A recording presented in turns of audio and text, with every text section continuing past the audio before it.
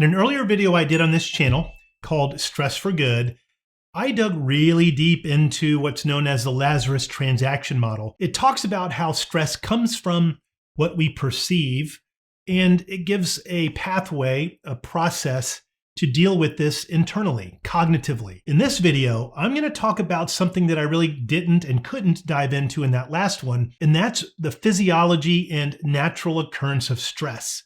Why we have stress. It is, after all, from God. It's something that He has given us for good. It can, however, work against us. Keep watching, and I'll show you when stress is good, when stress is not so good, and what you can do to manage it so your career can continue to grow. Hi, my name is Shawn Sommerkamp, and this is Motivation Christian Coaching.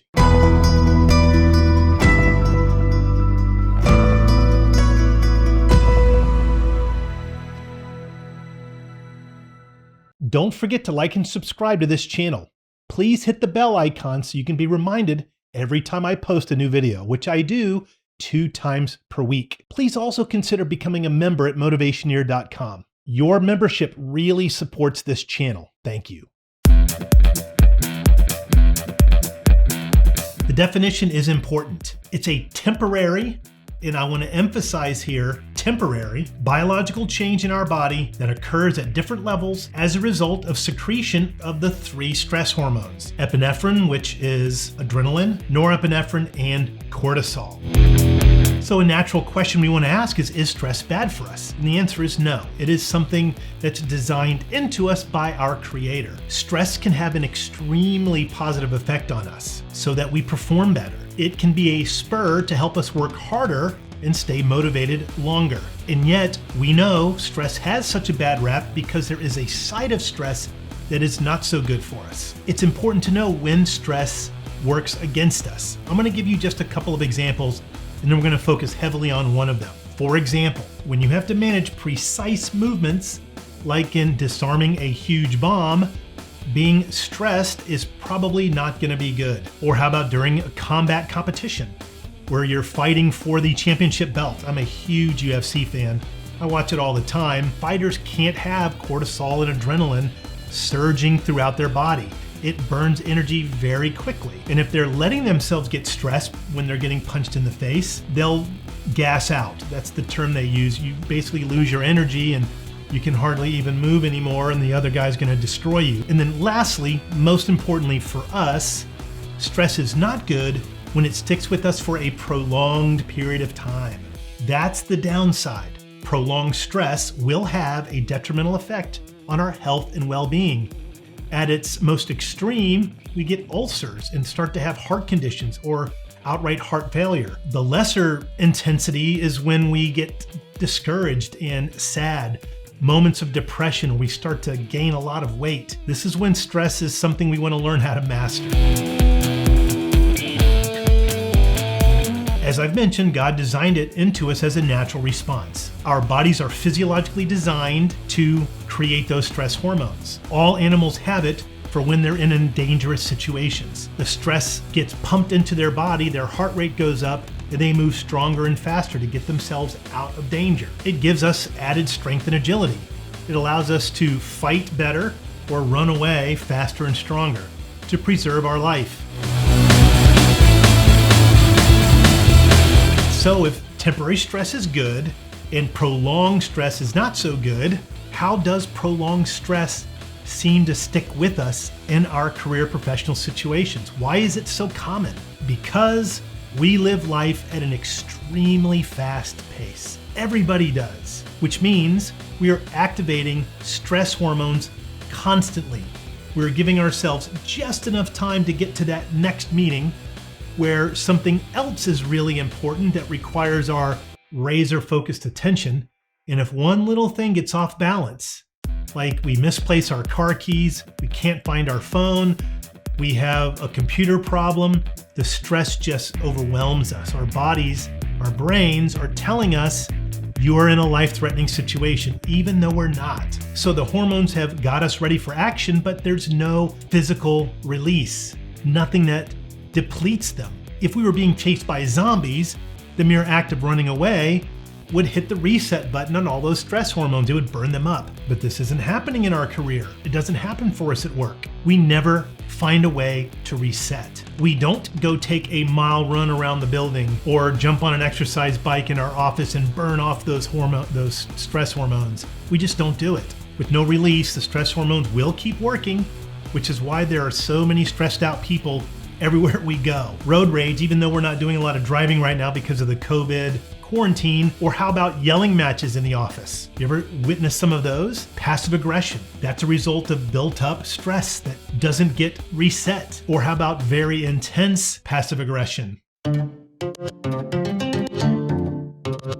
Is the answer to do less to deliberately take a demotion so we don't have seemingly as much stuff on our plate?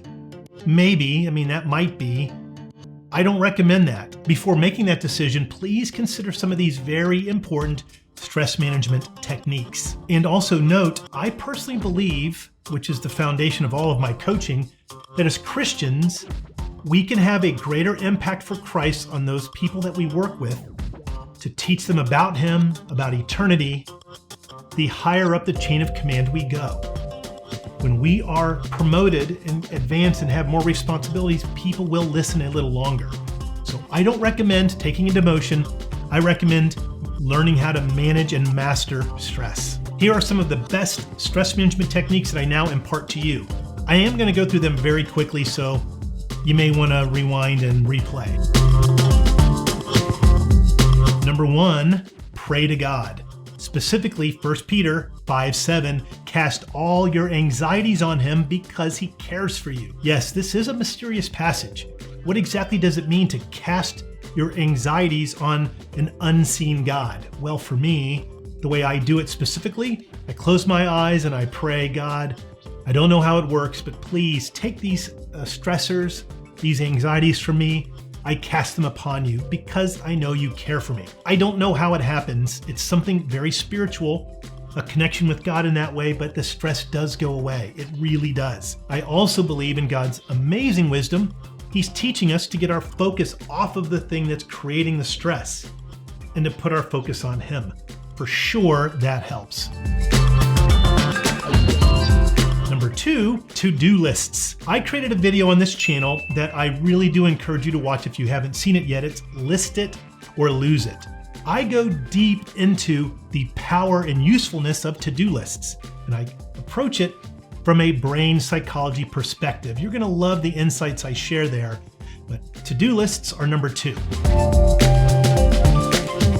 Number 3 is deep breathing.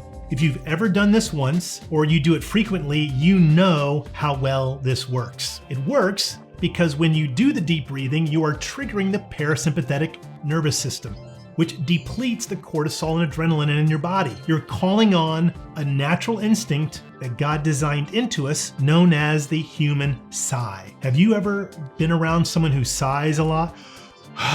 Yeah, it's because they're stressed, and an instinctive reaction in their body that God designed into us is getting them to try to reset by triggering the parasympathetic nervous system. We can do it intentionally by using a technique I call 3-2-1 centered breathing. I'm gonna hit this really quick, super fast, but here's how it goes. Take a deep breath in, and as you slowly exhale, visualize the number 3 appearing in front of your forehead and blinking 3 times. As you exhale, say that number 3 times with each blink. 3, 3, 3. And then do the same thing with number 2. 2, 2, 2. And then do the same thing with number 1. You'll notice immediately you just kind of feel calm. It really works. Even if it means doing it again and again because you immediately slip back into a stress cycle, do it. Get into the habit of practicing it. It works incredibly well. Number 4 is body posture. You've probably seen it by now. It's a great reminder for my video to you. Watch the Cuddy TED Talk presentation on how body posture affects our mood.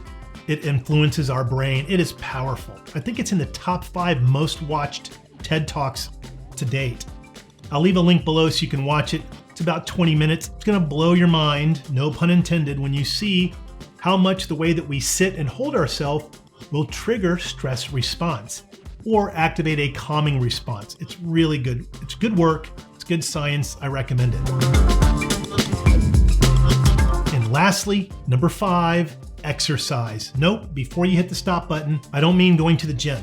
I'm talking about getting really creative about finding ways to exercise at your desk, in your home office, in your company building. There are lots of very creative, fun, exciting things that you can do that are very safe to do that'll help burn off a little bit of steam. It'll help dissipate the cortisol, adrenaline, and norepinephrine. One thing I recommend is have meetings while walking around the office building. And because we're in quarantine right now, have meetings on the phone while walking around your neighborhood. Take a little notepad or use your phone to take notes while you're walking. It gives you physical exertion. Do 25 push-ups every 2 or 3 hours at work. One thing we all forget to do, but it's so useful to do, is stretching while we're sitting at our desk. I recommend doing it at least once an hour.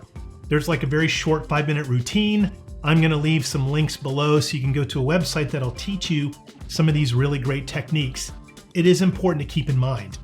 Because we forget so easily, it's probably good to put a reminder in our calendar too at the top of every hour. When we manage stress, we manage upward mobility. We manage our career success, our trajectory, how many opportunities we're going to be given.